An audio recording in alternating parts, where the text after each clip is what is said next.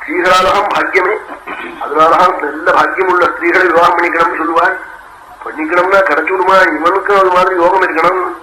இவனுக்கும் யோகம் இருந்தா அப்படிதான் விவாகம் பண்ணிக்கணும். அதனாலதான் விவாக விஷயத்துல ரொம்ப விஷயம்லாம் பார்த்து ஒரு பொண்ண பார்க்க போற போது சுத்தம் நிஷ்கிராந்தாம் வரணே பரிவர்ஜயே பொன் பார்க்க போற போது இந்த குழந்தை தூங்குறான்னு சொன்னா வேற பொண்ணை பாருங்க.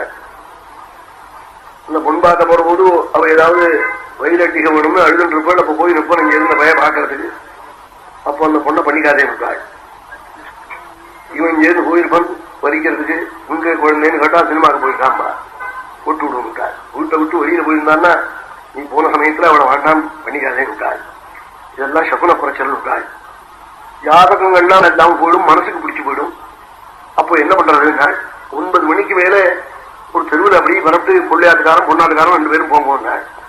மெத்த மேல தம்பதிகள் ஒருத்தருக்கு ஒருத்தர் பேசிட்டு இருப்பா.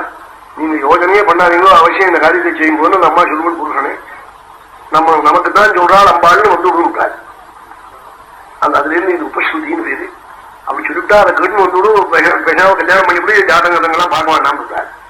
மனசுக்கு பிடிச்சு போட்டா அதுதான் பெரிய பொருத்தம் விட்டாள்.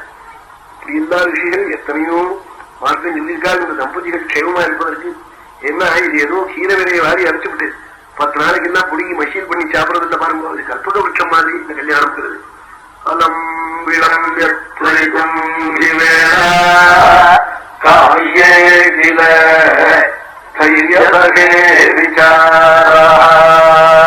தைரியசகே காரியம். நீண்ட காலம் ஒருவருக்கொருவர் அன்போடு இருக்க வேண்டிய ஒரு கிரியை இது விவாகம்ங்கிறது. அது ரொம்ப அழகான முறையில சீக்கிரமாயும் செய்யணும். மனக்கவலையை உண்டு பண்ணி செய்யப்படாதான்.